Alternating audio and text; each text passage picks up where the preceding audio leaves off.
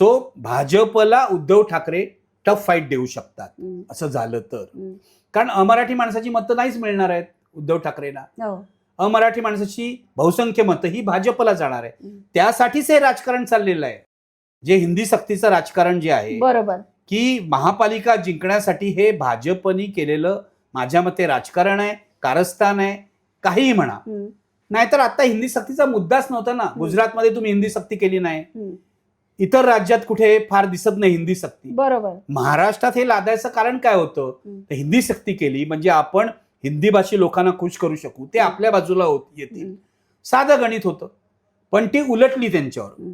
फडणवीस स्वतःला चाणक्य समजतात, अमित शहा स्वतःला चाणक्य समजतात, पण कधी कधी चाणक्यही फसतो ना स्वतःच्या बुद्धीच्या अहंकारामध्ये.